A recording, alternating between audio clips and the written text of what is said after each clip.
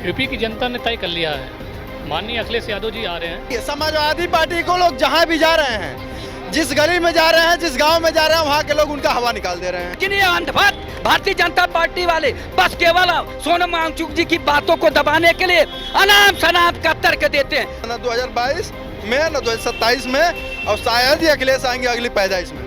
ऐसी हैट्रिक कभी कभी हैट्रिक बनाने में स्टंप पे उखड़ जाता है। नमस्कार, आप देख रहे हैं आगाज टाइम और मैं आपके साथ मिताली वर्मा। आज हम बात करेंगे उत्तर प्रदेश विधानसभा चुनाव बहुत ही नज़दीक हैं। क्या कुछ होने वाला है, क्या सरगर्मी बदलने वाली है, क्या कुछ बदलाव होने वाला है, आम जनता से जानेंगे कि इस बार किसकी सरकार बनती है, बसपा, कांग्रेस, बीजेपी या फिर अदर कोई पार्टी। हम आम जनता से बात करेंगे कि क्या 2027 विधानसभा चुनाव में क्या कुछ बदलाव होने वाले हैं। आम जनता से उनकी राय जानेंगे और जानेंगे इस मुद्दे पर बहुत सारी बातें। क्या कुछ कहना चाहेंगे 2027 विधानसभा चुनाव जो होने वाले हैं, तो क्या सरगर्मी बदलेगी या सरकार पलटेगी? यूपी की जनता ने तय कर लिया है। माननीय अखिलेश यादव जी आ रहे हैं। माननीय अखिलेश यादव जी पूर्ण बहुमत सरकार बना रहे हैं। हमारी सीटें 300 पार जा रही है, 300 प्लस जा रही है। हमने 300 प्लस प्रत्याशी भी चयन कर दिया है पूरी तरह से, और मैदान में जुड़ गए पूरी तरह से, और हम लोग पूर्ण बहुमत सरकार 2027 में बनाएंगे। यूपी की जनता ने पूरी तय कर चुकी है, बस मोहर लगना है 27 में ही। क्या लगता है आपको? देखिए, जो आप कह रही थी गठबंधन की बात जो है, ओवैसी और बहन जी की का गठबंधन होने की चर्चाएं तेज हो चुकी हैं बेसिकली जो है। लेकिन मैं ये जरूर कहना चाहता हूं जो है, ये सांप और नेवले वाली जो दोस्ती है बेसिकली जो है, ये होती नहीं है। क्या असरुद्दीन ओवैसी का और मायावती बहन जी का क्या गठबंधन होगा? क्या ऐसा पॉसिबल है? देखिए, जब 1947 में देश का बंटवारा हो रहा था बेसिकली जो है, तो तमाम लोगों ने कहा बाबा साहब भीमराव अम्बेडकर को जो है कि आप ऐसा करिए कि हमारे पाकिस्तान में चले जाइए जो है। तो बाबा साहब ने साफ मना कर दिया जो है, जिन्ना को जो है, जिन्ना को साफ मना कर दिया जो है कि मैं हिंदुस्तान में रहूंगा, यही मेरा मुल्क है, मैं किसी भी सूरत में, किसी भी लालच में मैं पाकिस्तान नहीं जाऊंगा जो है। तो बहन जी उनको मानने वाली हैं बेसिकली जो है, संविधान को मानने वाली हैं, बाबा साहब को मानने वाली हैं जो, तो किसी भी सूरत में जो है वो जो है ओवैसी के साथ गठबंधन नहीं करेंगी, क्योंकि वो कट्टरपंथी विचारधारा के आदमी। और बहन जी क्या है, ये मानवतावादी विचारधारा महात्मा बुद्ध को मानने वाली हैं जो है। बहन जी ने जो है 4 साल में 4 बार मुख्यमंत्री रही जो है, कोई भी उन्होंने मंदिर मस्जिद नहीं बनवाया जो है,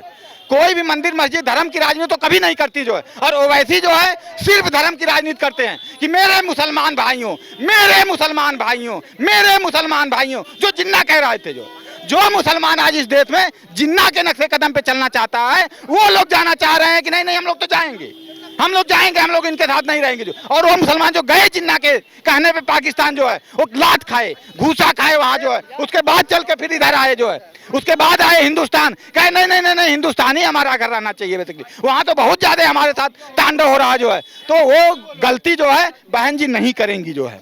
बहन जी ने कहा कि मैं अकेले दम पे चुनाव लड़ूंगी, चाहे मैं 1 सीट पाऊं, चाहे मैं 0 सीट पाऊं। लड़ी उन्होंने अकेले दम पे 2022 में चुनाव जो है, 1 सीट पाई 403 में, आईसीयू में चली गई। इसमें भी उनको जो है कोई तकलीफ नहीं है बेसिकली जो है, वो 0 पे भी आउट हो जाएंगी तो भी उनको कोई तकलीफ नहीं होगी। लेकिन ऐसी कट्टरपंथी विचारधारा के साथ वोट करेंगे और किसकी सरकार चाहते हैं? नहीं, अब की बार तो अखिलेश यादव का जो है, मुझे लगता है कि पूरी तरीके से माहौल बदल चुका है। और 37 सीट जीतने के बाद जिस तरीके से 2024 में उन्होंने प्रदर्शन किया था, रिकॉर्ड तोड़ दिया उन्होंने। माननीय नेताजी का भी रिकॉर्ड तोड़ दिया उन्होंने जो है।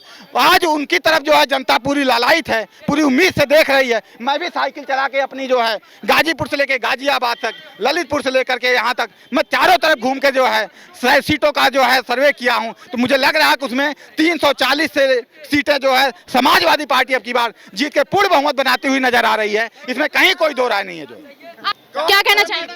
कौन कौन सी सीटों पे आ गए हैं कि समाजवादी पार्टी को लोग जहां भी जा रहे हैं, जिस गली में जा रहे हैं, जिस गांव में जा रहे हैं, वहां के लोग उनका हवा निकाल दे रहे हैं, साइकिलें का हवा निकाल दे रहे हैं।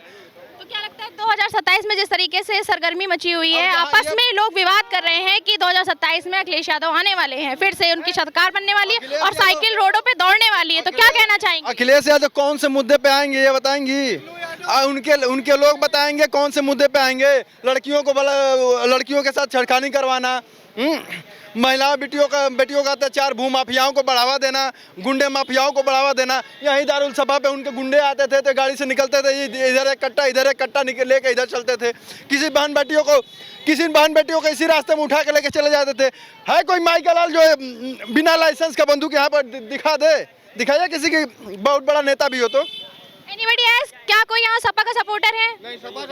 कोई है? बताइए। जब अपराधी बड़े बाबा ही हैं तो कौन बड़ा अपराधी करेगा? सबसे बड़ा मुख्यमंत्री यहाँ अपराधी हैं भाई, उससे बड़ा मुकदमा किसके पास है?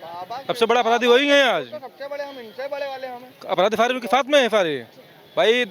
वो क्या कहते हैं, जौनपुर वाले उनके साथ में हैं, प्रताप वाले उनके साथ में हैं, भदोही उनके साथ में, सब तो उनके चाहते हैं। सुनिए, कहना चाह रहे हैं भाई साहब से ये पूछना चाहूँगा कि अगर अखिलेश यादव जी बहुत ज़्यादा मतलब एक लेवल वाले हैं तो सरकार जब उनकी थी तो सैफई महोत्सव होता था, अब क्यों नहीं होता है? गोरखपुर क्यों हो रहा है? अयोध्या क्यों हो रहा है? सैफई महोत्सव जो होता था वो अलग तरीके का होता था। गोरखपुर महोत्सव में दिखा दीजिए उस तरीके का कोई भी एक नेता। ये देखो, उत्तर प्रदेश में हैट्रिक लगने वाला उसको आप किस तरीके से देख रहे हैं? उत्तर प्रदेश में हैट्रिक लगने वाला उसको आप किस तरीके से देख रहे हैं? हैट्रिक लग रहा है। हम तो पहले से ही अपने बाबा जी को हम बधाई दे रहे हैं, शपथ लेंगे हमारे महाराज जी। और कोई माई का लाल उत्तर प्रदेश में है, उत्तर प्रदेश से पूरे भारत में कोई माई का लाल है तो महाराज जी को तीसरी बार मुख्यमंत्री बनने से रोक दे और चौथी बार प्रधानमंत्री बनेंगे। हमारे महाराज जी 3 बार मुख्यमंत्री प्रदेश के और चौथी बार सीधे प्रधानमंत्री पूरे देश के। घुसपैठियां हैं बाबा, अब की उनको उत्तराखंड भेज देंगे, अब यहाँ से चले जाएंगे, यहाँ से विदाई हो जाएगी उनकी, वो बाहर जाके बस गए यहाँ पे घुसपैठ। क्या कहना चाहेंगे? इनको कह दीजिए जो इनके राष्ट्रीय अध्यक्ष जी हैं वो भी सपना देख रहे हैं। वो 1 बजे रात के मार सोते हैं डिम्पल जी के साथ ना, तो वो भी सपना देखते हैं 4 बजे भोर तक कि सरकार आ गई, लेकिन सरकार तो बीजेपी भी उठते हैं तो बीजेपी की दिखती है। तो ये लोग बेचारे 3 साल से सपना देख रहे हैं, 3 साल नहीं सॉरी 3 बार से 10-12 साल हो गए सपना ही देख रहे हैं। ये आगे सुनिए ना 2022 में ना 2027 में, और शायद ही अखिलेश आएंगे अगली पैदाइश में। वो अगली पैदाइश में भी अखिलेश यादव की सरकार नहीं मिलेगी। और जिस दिन सही बता रहा हूँ अखिलेश की सरकार गलती से बन गई, उस दिन यूपी की जनता बैठ के रोएगी। विपक्ष लगातार आरोप लगाता है कि जिस तरीके से कानूनी व्यवस्था अपने हाथ में लेकर लोग गलत काम कर रहे हैं, कहीं ना कहीं बलात्कार, अपराध, इस तरीके की चीजें बढ़ती जा रही हैं, उसको आप किस तरीके से देख रहे हैं? अच्छा ये बताइए, ग्राफ किसकी सरकार में बलात्कार रेप हत्या का ग्राफ ज्यादा है? अब इनसे मैं उस पे भी बोल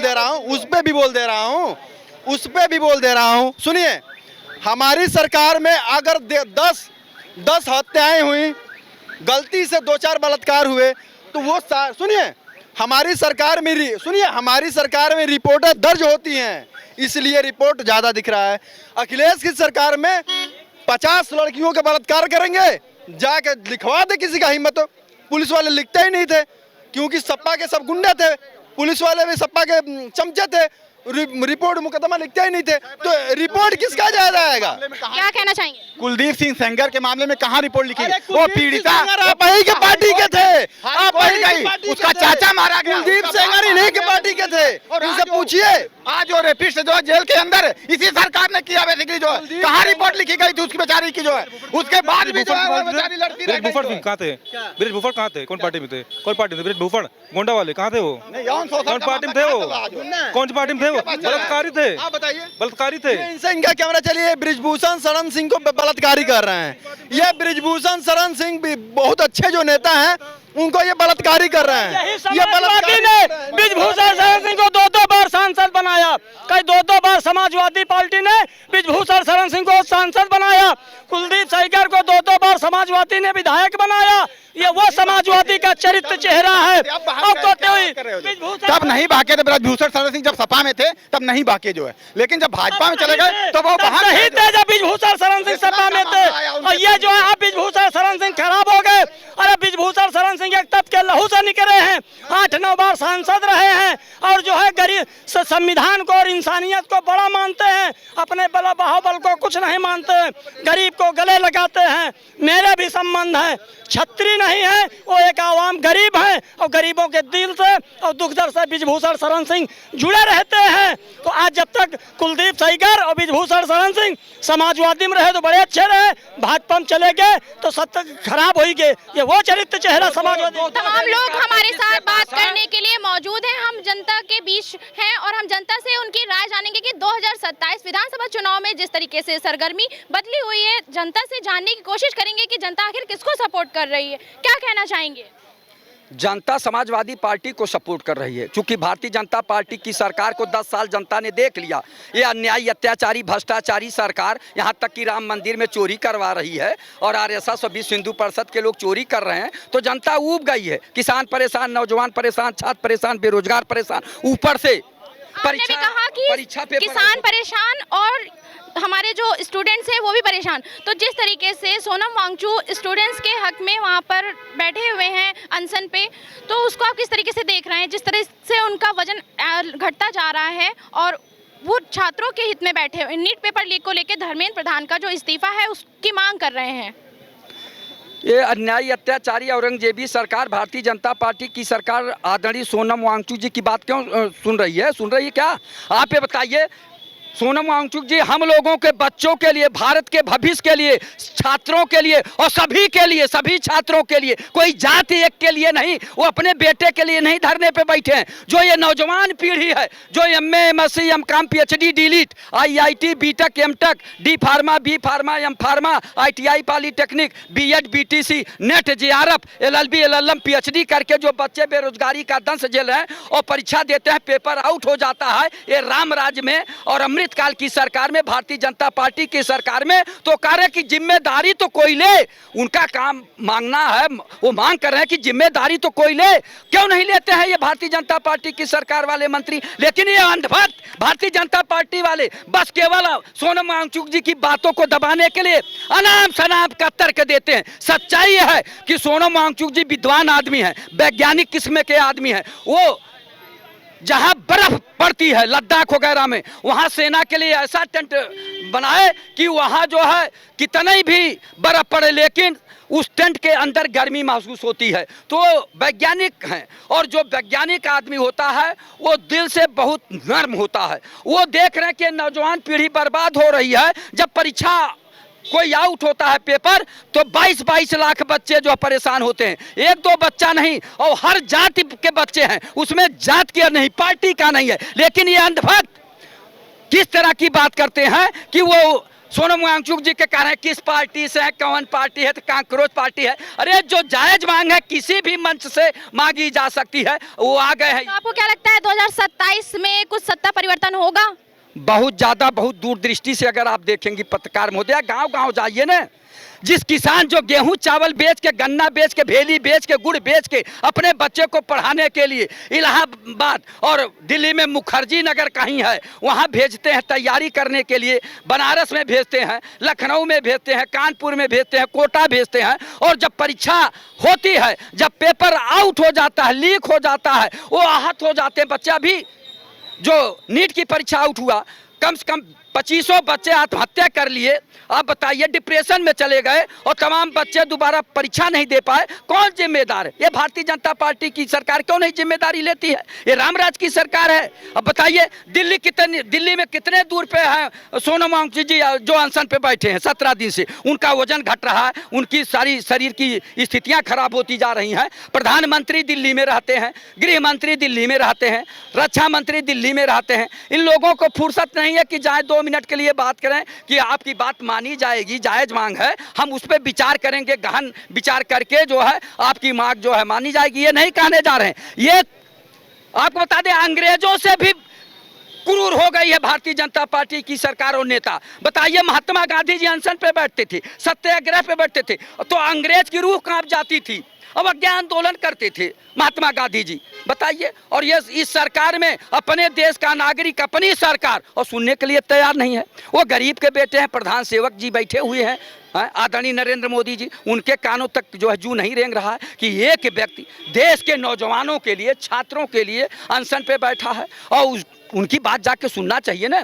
मैं तो ये कहना चाहूँगा पूरे देश के नौजवानों और छात्रों को शांतिपूर्वक अपनी ये जो जायज मांग है उसके लिए उठ खड़ा होना चाहिए। जैसे अन्ना आंदोलन में शांत पूर्वक जनता ने, नौजवानों ने धरना दिया और अनशन किया और उसका परिणाम आया।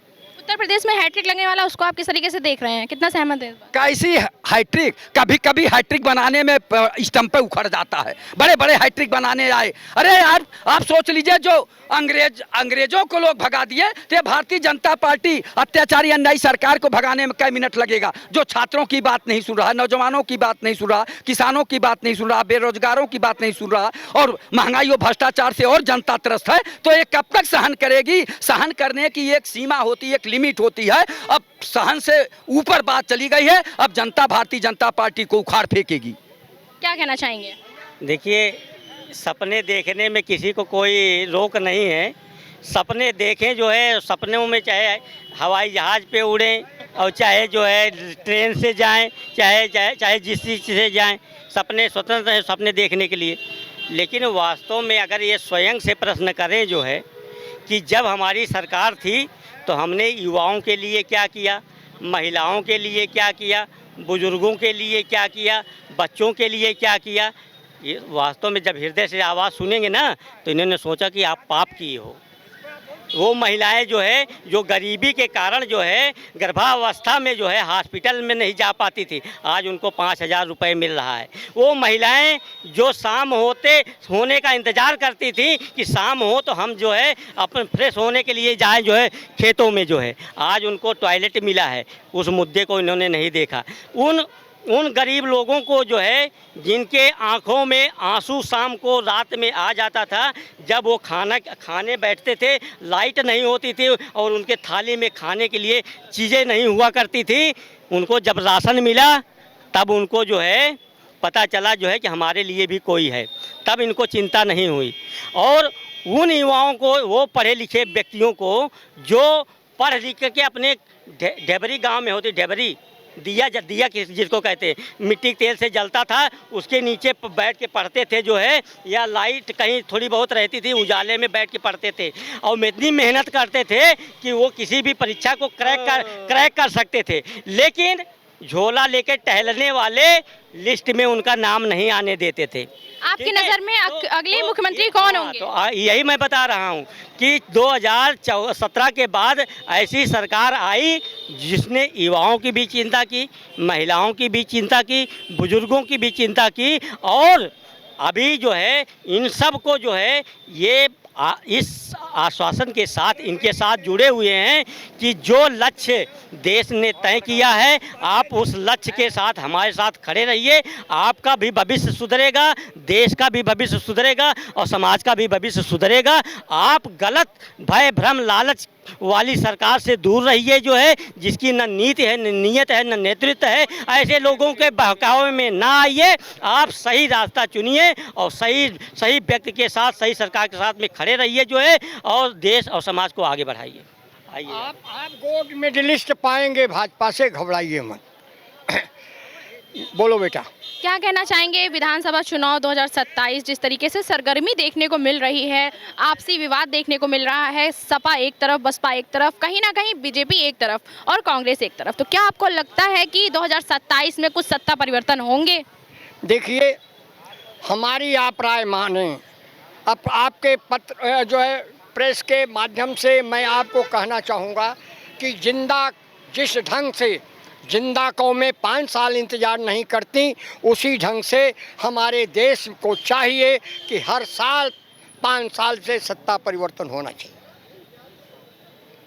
नहीं होगा, देश बिकाऊ हो जाएगा, देश बेचने के कगार पे हो गए हैं।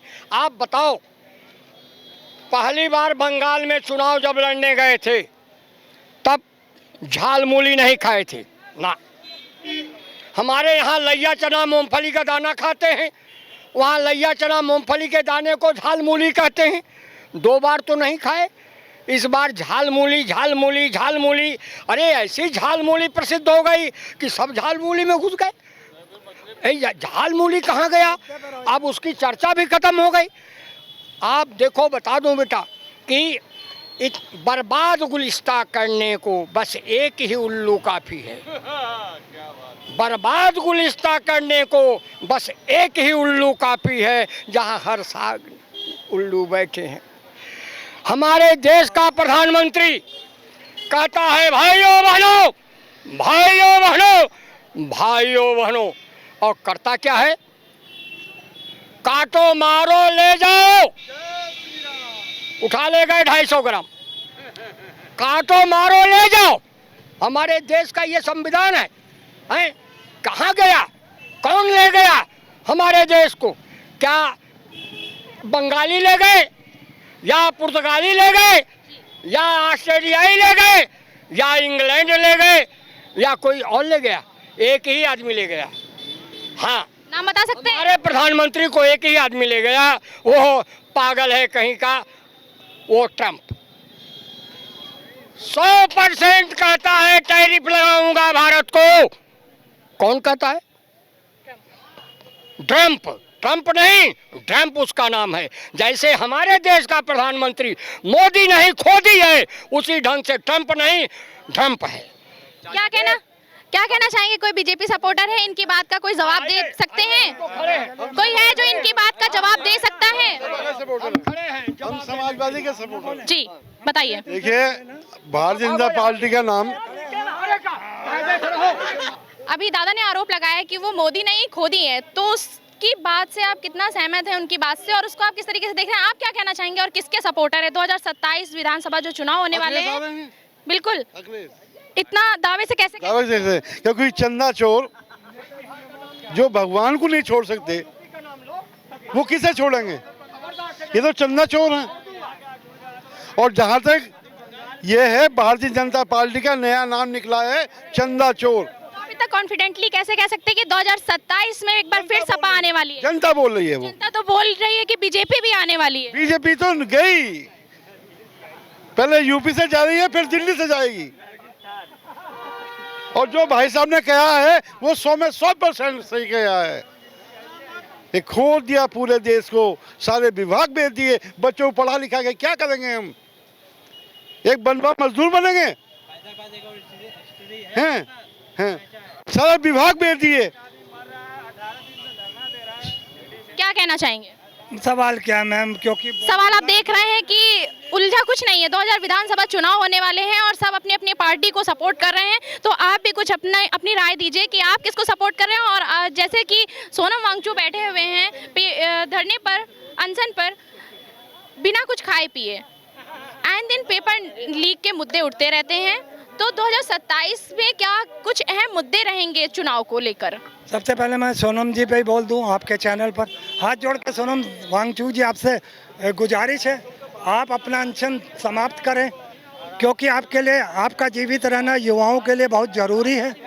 युवाओं के लिए आप मार्गदर्शन के रूप में भी हैं। आपको याद होगा वांगचुक जी, सोनम जी, कि जिस देश का प्रधानमंत्री लोकसभा के सदन के अंदर कहता हो, जहाँ 750 किसान मर जाते हैं, तब कहता हो क्या वो मेरे लिए मरे हैं, तो वो क्या आपके साथ न्याय करेगा? जहाँ 750, वहाँ एक और सही, जाने दो, वो आपकी मौत से उसको कोई फर्क नहीं पड़ने वाला मोदी को। जब 750 किसान मर गए तब नहीं बोला, आपके अकेले पे क्या होगा? तो जो आपने अपना अनशन किया है, मैं उसको कहता हूँ आपके इस चैनल के माध्यम से आप अपना अनशन समाप्त करें। जब तक ये सत्ता है, किसी भी को न्याय नहीं मिलेगा, चाहे वो युवाएं हों, महिला हो, और किसी भी तबके के लोग हों, किसी को कोई न्याय नहीं मिलेगा। अब आपका प्रश्न था कि 2027 में कौन आ रहा है, ये जनता तय करेगी। कोई पार्टी ये नहीं कह सकती मैं कांग्रेस का सिपाही हूँ, मगर मैं नहीं कहता कि मेरी कांग्रेस आ रही है, या कोई भाजपा या कोई सापा या कोई बहुजन नहीं कह सकता मैं आ रहा हूँ। ये जनता तय करती है, जनता का वोट तय करता है, और जनता जिसे चुनना चाहेगी वो 27 को नतीजों में आपके सामने आएगा। और जब नतीजे सामने आएंगे, और आप देख लीजिए 2014 से 2017 से जिस तरीके से केंद्र सरकार और प्रदेश की सरकार शिक्षा, रोजगार, स्वास्थ्य, नौकरियां, महंगाई, सुरक्षा से दूर है, ऐसे में क्या आपको कभी न्याय मिला है? तो 17 से या 14 से, तो क्या आप उनको फिर से दावत देंगे जो हिंदू मुस्लिम की बात करते हो, जो बटोगे कटो की बात करते हो, जो बेफालतू की बातें करते हो? मुझे लगता है कि चुनाव मुद्दों पे होना चाहिए, शिक्षा, रोजगार, स्वास्थ्य, नौकरियां, महंगाई, सुरक्षा पे चुनाव होना चाहिए। इसका ये मतलब नहीं है कि आप सिर्फ सनातन खतरे में, हिंदू खतरे में। अरे मैं तो सवाल करता हूँ नरेंद्र मोदी से, जिस देश में सीमा हैदर सुरक्षित है, शेख हसीना सुरक्षित है, उस देश में मंदिर पे चोरी हो जाती है, राम मंदिर में डकैती पड़ जाती है, तो क्या सीमा हैदर यहाँ सुरक्षित है? शेख हसीना यहाँ सुरक्षित है, मगर राम मंदिर सुरक्षित नहीं हो सकता। उस पर डकैतियाँ पड़ी हैं, उस पर भी बात करेंगे हम, देश की सरकार से सवाल करेंगे कि जो चोरी हुई है मंदिर में, जो भक्तों के साथ, जो श्रद्धालुओं के साथ जो जिन उनका अपमान हुआ, उनके द्वारा चढ़ाई हुई चोरी हुई है तो आरोपी भी पकड़े जाएंगे और उनको सजा भी मिलेगी। मैम देखिए, मुख्य आरोपी तो कभी नहीं पकड़े जाएंगे। एक और उदाहरण दे देता हूँ इसमें। बहुत अच्छा सवाल किया आपने, छोटा सा था मगर जवाब बहुत बड़ा तो नहीं, इससे बड़ा दूंगा। SIT, special investigation team, sorry ma'am, ये स्पेशल इन्वेस्टिगेशन टीम नहीं है, ये सरकारी इन्वेस्टिगेशन टीम है जो योगी आदित्यनाथ चलाते हैं, और उसी आधार पे ही नतीजे आएंगे कि चोरी हुई है कि नहीं हुई है, दोषी कौन है। ये SIT स्पेशल इन्वेस्टिगेशन टीम नहीं है। मैं बार बार आपसे कह रहा हूँ, ये देश की जनता को न्याय नहीं मिलने वाला है, आप बिल्कुल समझ लीजिए। मैं इसीलिए बार बार आपके चैनल के माध्यम से यही आवाज़ उठाऊंगा। जो मेरी आवाम भाई यहाँ साथी खड़े हैं, मैं सिर्फ उनसे ये कहना चाहता हूँ कि धर्म अपनी जगह है। जिस जगह ना कोई सनातन खतरे में है, ना कहीं हिंदू खतरे में है। खतरा में भाजपा सरकार है, क्योंकि उसकी रोजी रोटी से जुड़ी बात है। अगर वो सत्ता से जाते हैं तो वो कमाएंगे, लूटेंगे और याचियाँ कहाँ से करेंगे। तो मैं ये चाहता हूँ कि आप अगर अपने मुद्दों पे वोट करेंगे तो आपको शिक्षा, रोजगार, स्वास्थ्य, नौकरियाँ, महंगाई, सुरक्षा मिलेगा। और आप बटो कटो की राजनीति में करोगे तो फिर आपको फंसाया जाएगा अगले 5 साल तक के लिए, और ये अपने बददस्तूर अयाशियों को जारी रखें। 2027 में मुख्यमंत्री पद पे आप किसको देखना पसंद करेंगे, और युवाओं की पहली पसंद क्या है वो भी हम जानने की कोशिश करेंगे। आपकी क्या राय है, आप बताइए। मैडम, आज जो देश में हाहाकार मची हुई है, तमाम उठ रहे हैं, इसके दोषी कांग्रेस है। अगर कांग्रेस ने उस समय मनमोहन सिंह को उठाकर प्रणब मुखर्जी को बना दिया तो PM, तो भाजपा आती ही नहीं, कोई औकात, भाजपा खत्म हो गई थी भाजपा। अगर यूपी में कांग्रेस ब्राह्मण चेहरा प्रकट कर दे CM के लिए तो सारी पार्टियां बस्ट हो जाएंगी, सारी समस्या खत्म हो जाएंगी। अगर नहीं करेगी तो भाजपा फिर बस्ट हो जाएगी, तो कांग्रेस फिर बस्ट हो जाएगी। अगर कांग्रेस भाजपा को बस्ट करना है कांग्रेस को, तो उसको ब्राह्मण चेहरा करना चाहिए। जो गलती सेंटर में कर दी है वो गलती दोबारा नहीं करना चाहिए, करेगी तो कांग्रेस खत्म हो जाएगी। ये सब समस्याओं का जड़ है। धन्यवाद आपको। जी हाँ, क्या कहना चाहेंगे 2027 विधानसभा चुनाव में आप जिस तरीके से देख रहे हैं, सरगर्मी मची हुई है, उसको देखते हुए आपकी क्या राय है? इसमें तो सीधी सी बात है, बीजेपी आएगी। सरकार में कोई कमी नहीं है, कहने को तो लोग हैं, कुछ भी कह सकते हैं। अभी देख लो आदरणीय प्रधानमंत्री जी को कैसे बोल रहे हैं, कोई कुछ बोल रहा है। जिनको अपने देश के प्रधानमंत्री को बोलने का तजुर्बा नहीं है, वो दूसरे को क्या ज्ञान देगा।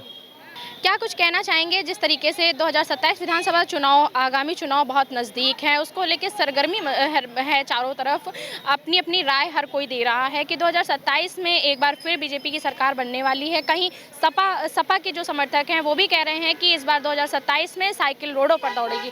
तो आपका क्या मानना है? देखिए, 2027 में जो है व्यवस्था परिवर्तन और सत्ता परिवर्तन निश्चित होगा।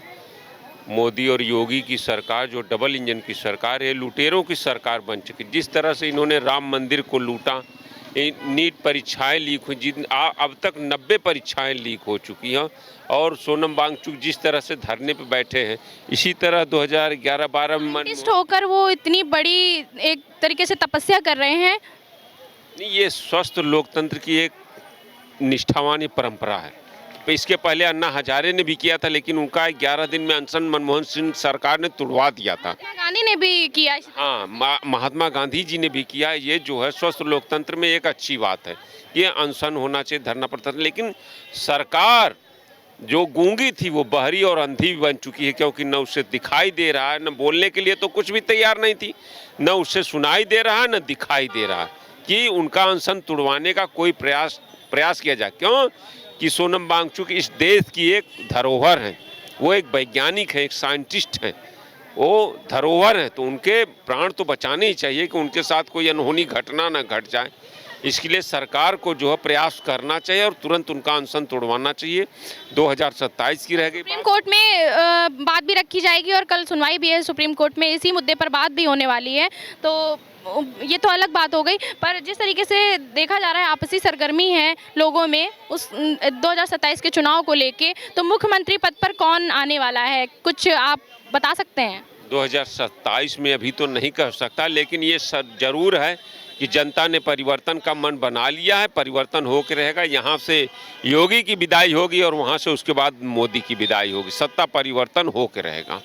एक हमारा आखिरी सवाल और है कि क्या बसपा सुप्रीमो मायावती बहन जी क्या किसी से गठबंधन करेंगी? अभी तो जिस तरह से अपने अज्ञातवास में है, एक तरह से वो अज्ञातवास में, जिस तरह से वो अज्ञातवास में है, कुछ कहा नहीं जा सकता कि वो किसके साथ गठबंधन करेंगी, अकेले चुनाव लड़ेगी, क्योंकि उनकी तरफ से अभी न तो कोई बयान आ रहा, न कोई ऐसी प्रक्रिया उन्होंने अपनाई जिससे लगे कि वो किस गठबंधन के साथ जाना उचित समझेंगी या किस पार्टी के साथ जाना उचित समझेंगी। तो ये तो एक बहुत बड़ी बात है। चुनाव जैसे जैसे पास आएगा, नवंबर दिसंबर तक ही ये पता लगेगा कौन पार्टी अकेले लड़ रही है, कौन पार्टी किसके साथ गठबंधन करके लड़ रही है, और क्या प्रदेश में फिजा बन रही है। जनता जनार्दन क्या चाहती है, सत्ता परिवर्तन चाहती है, व्यवस्था परिवर्तन चाहती है, या मोदी योगी को ही चाहती है? क्या कुछ कहना चाहेंगे 2027 विधानसभा चुनाव को लेकर? देखिए 2027 का चुनाव नज़दीक आ चुका है और बहुजन समाज पार्टी का और असरुद्दीन ओवैसी साहब का, बहन कुंवारी मायावती जी का गठबंधन होने है आपको कि मायावती गठबंधन करेंगी? उन्होंने साफ मना किया है कि वो किसी पार्टी से गठबंधन नहीं करेंगी। देखिए कुछ अंदरूनी बात चल रही है और ओवैसी साहब जी का और बहन जी का जो गठबंधन हो रहा है तो 20% अनुसूचित जात और 20% मुसलमान, इससे ये लग रहा है अच्छा मुकाबला उत्तर प्रदेश में भारतीय जनता पार्टी से और इस गठबंधन से होगा।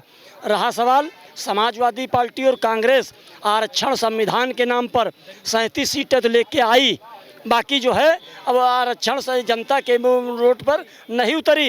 अखिलेश यादव जी 9 बजे उठे थे और फिर 10 बजे बैठे थे एसी कमरा में, वह पर ट्विटर पर लिखना। एक बार अगर 9 साल में कहीं उतरे हों तो बताएं। आप अभी कल का आपने बयान इमरान मसूद का है कि जो सपा और कांग्रेस का जो गठबंधन का है वो ताड़ ताड़ हो चुका है और आने वाले समय में निश्चित रूप से अगर बहन कुंवारी मायावती और असरुद्दीन ओवैसी का गठबंधन हुआ तो समाजवादी कांग्रेस का तो जनाजा ही उठ गया है, बाकी समाजवादी 27 में 27 नहीं पाएगी, बड़ी जिम्मेदारी इसके साथ। हमारे साथ तमाम लोग मौजूद हैं, हम जानने की कोशिश करेंगे कि क्या बहुमत किसी एक दल को मिलेगी या कुछ सत्ता परिवर्तन होगा। क्या कुछ कहना चाहेंगे? क्या है मुद्दा आपका, किस चीज़ पे बताइए? तो ये थी जनता की राय। जिस तरीके से सरगर्मी मची हुई है 2027 विधानसभा चुनाव को लेकर, आपस में लोगों का कहना है कि इस बार रोडों पर साइकिल दौड़ेगी। कहीं कोई कहता है कि कीचड़ से कमल खिल चुका था पहले भी और इस बार फिर कमल खिल जाएगा। ऐसी राजनीतिक और सरोकार खबरों के लिए हमारे चैनल से जुड़े रहें। आप देख रहे हैं आगाज़ टाइम। कैमरा पर्सन अमित के साथ मैं मिताली वर्मा, लखनऊ।